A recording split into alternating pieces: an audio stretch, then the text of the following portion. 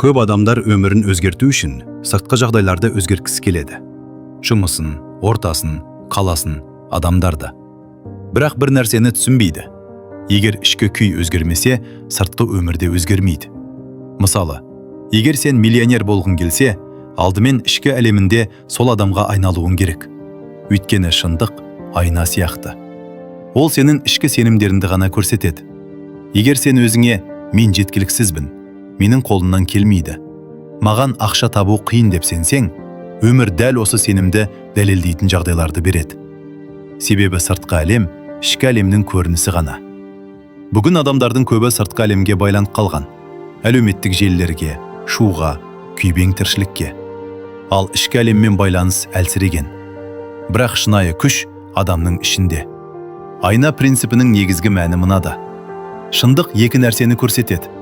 Сенің өзіңе деген қатынасыңды, әлемге деген көзқарасыңды.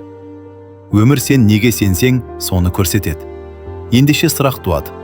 Бұны қалай өзгертуге болады? Алдымен болашақтағы өзіңді елестет. Мысалы, 10 жылдан кейін. Сен кімсің? Күн сайын немен айналысасың? Өмірін қандай сезім сыйлайды? Сол адамға тән ойлау жүйесін, мінезді, сенімді қазірден бастап таңда. Осыдан кейін екі маңызды нәрсені қалыптастыр. Өзім туралы бейне, әлем туралы көзқарас. Мысалы, өзім туралы. Мен молшылыққа лайықпын. Мен бақытты болуға лайықпын. Менің ішімде күш бар. Ал әлем туралы. Әлем мені қолдайды. Барлығы өз уақытында дұрыс жолмен болады. Бұл сөздер жай ғана сөз емес. Олар сенің ішкі күйіңді өзгертеді. Ал ішкі күй өзгерсе, әрекет өзгереді. Әрекет өзгерсе, нәтижеде өзгереді.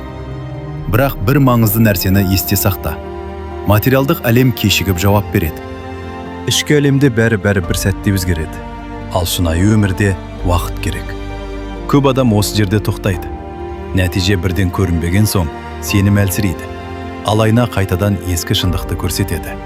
Сондықтан ең бастысы, таңдаған тұлғаңа адал болу. Тағы бір маңызды нәрсе бар. Өмір сенің ойларыңды емес, ойларыңның мазмұнын көрсетеді. Егер сен үнемі мен жек көремін, мен шаршадым, менде бәрі қиын деп жүрсен, өмір соған ұқсас жағдайларды көбейтеді. Ал егер назарыңды бар нәрсеге, жеткен прогреске, мүмкіндіктерге аударсаң, әлем де соған жауап береді. Бұл тапшылық ойлау мен молшылық ойлаудың айырмашылығы. Енді соңғы, ең маңызды қағидаға келейік. Көп адам өмірді былай сүреді. Алдымен шындықты бақылайды. Сосын соған қарап ой қалыптастырады. Содан кейін сол ойдың нәтижесін қайта көреді.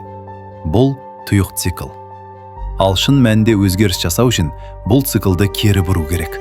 Алдымен бейне, сосын сенім. Содан кейін айнадағы көрініс. Мен күлмейін, айна алдымен күлсін деп күту бекер. Айна ешқашан бірінші болып өзгермейді. Ол сен не істесең, соны ғана көрсетеді.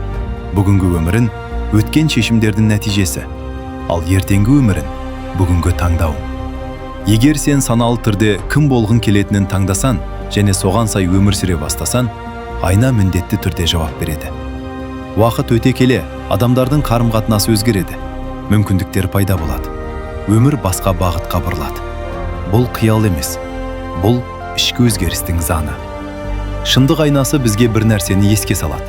Біз өз өміріміздің жаратушысымыз. Өз ішіңдегі бейнені өзгерт.